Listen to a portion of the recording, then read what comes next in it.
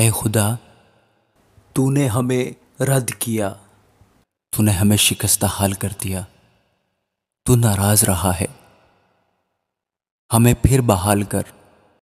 تو نے زمین کو لرزا دیا، تو نے اسے پھاڑ ڈالا ہے، اس کے رخنے بند کر دے کیونکہ وہ لرزاں ہے۔ تو نے اپنے لوگوں کو سختیاں دکھائیں، تو نے ہم کو لڑکھڑا دینے والی مے پلائی۔ جو تجھ سے ڈرتے ہیں تو نے ان کو ایک جھنڈا دیا ہے تاکہ وہ حق کی خاطر بلند کیا جائے۔ اپنے دہنے ہاتھ سے بچا اور ہمیں جواب دے تاکہ تیرے محبوب بچائے جائیں۔ خدا نے اپنی قدوسیت میں فرمایا ہے، میں خوشی کروں گا، میں سکم کو تقسیم کروں گا اور سکات کی وادی کو بانٹوں گا۔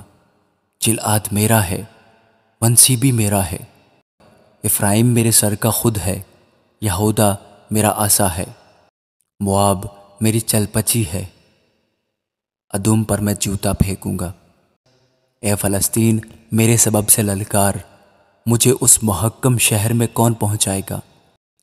کون مجھے ادوم تک لے گیا ہے؟ اے خدا، کیا تو نے ہمیں رد نہیں کر دیا؟